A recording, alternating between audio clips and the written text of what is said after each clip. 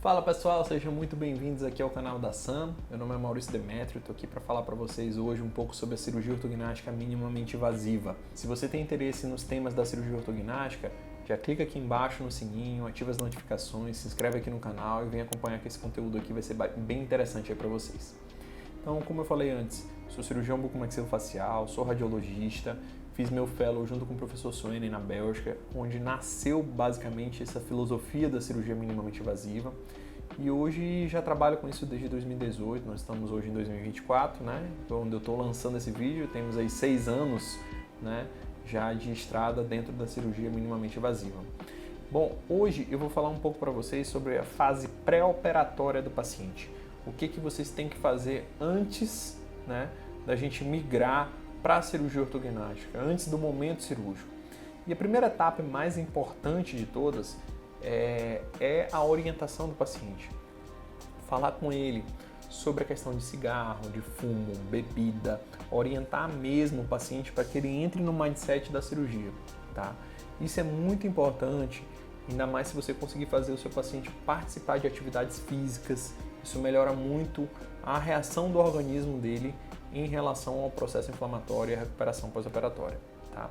Tem um artigo muito interessante que eu vou deixar aqui para vocês, que é um artigo do professor Momaertz, que chama Fast Track Orthodontic Surgery, tá?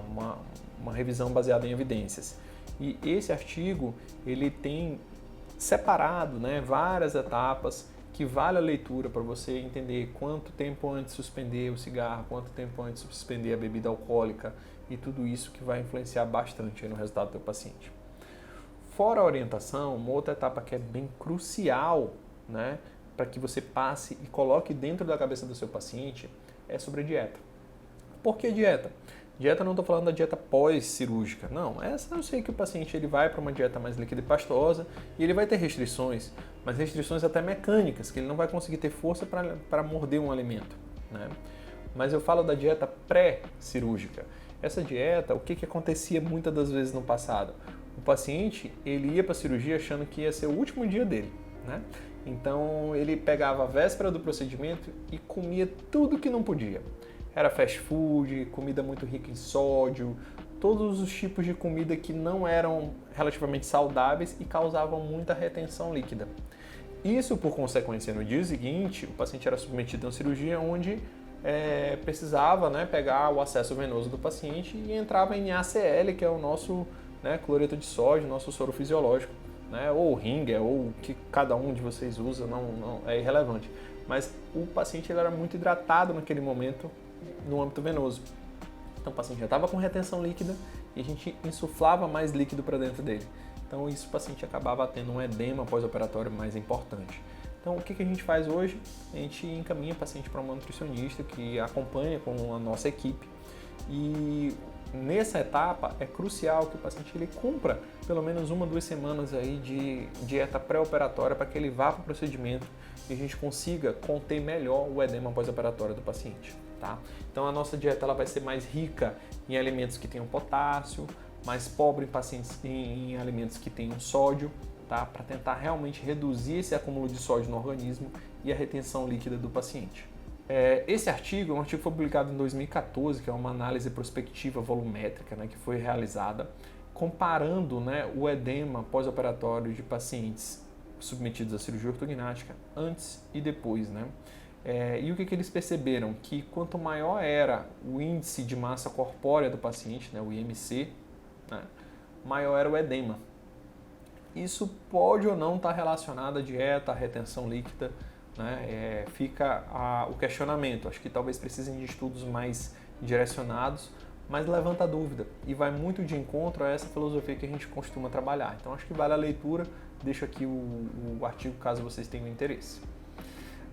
Uma outra situação é sobre os corticoides. A gente encontra vários relatos na literatura falando sobre os efeitos do corticoide, como que você pode, né, como ele te ajuda na contenção do edema pós-operatório.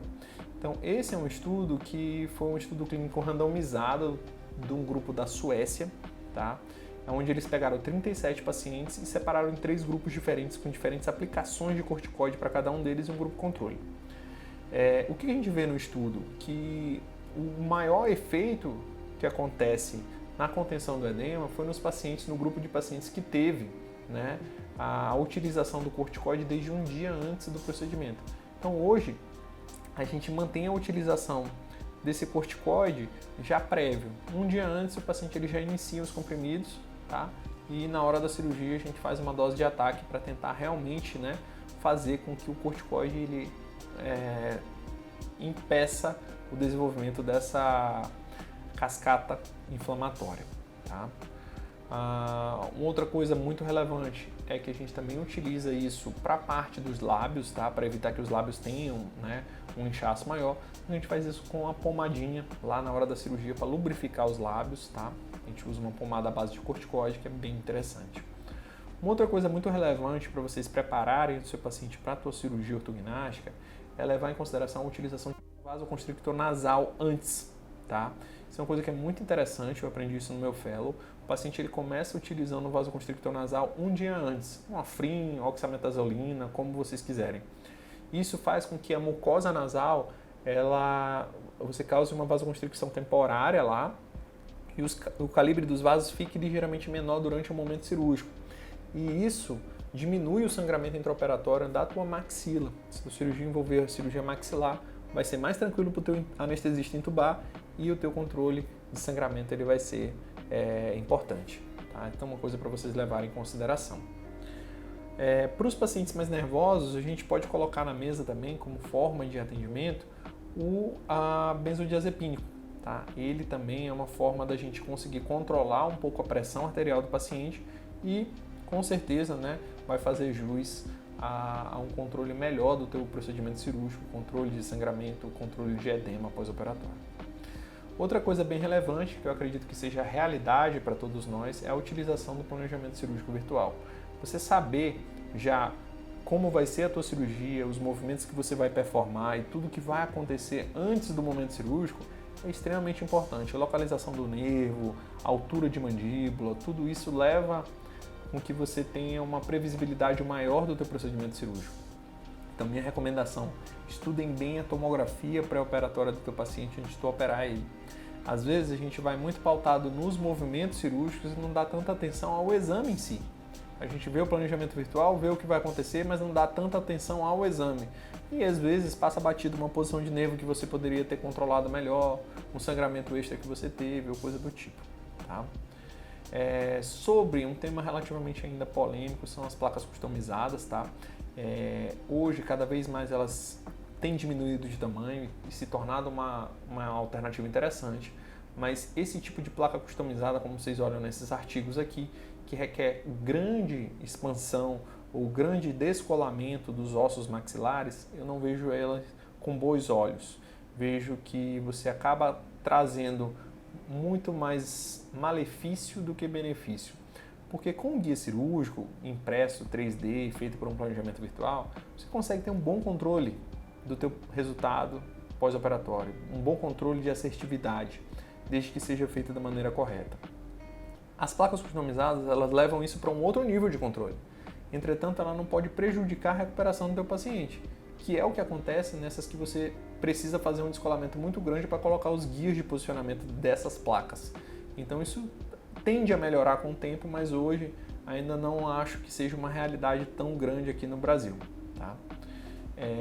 O que a gente opta por fazer em alguns momentos é fazer a pré-dobragem dessas placas em biomodelos, tá? A gente faz isso no consultório mesmo, né? Faz a impressão, a impressora 3D hoje custa por volta de uns R$4.000, uma Cubic da vida. Você consegue dobrar essas placas antes, manda para o centro cirúrgico para esterilizar e fica tudo 100%. Né? Geralmente você adapta a placa de uma maneira adequada e ela fica bem justaposta no osso.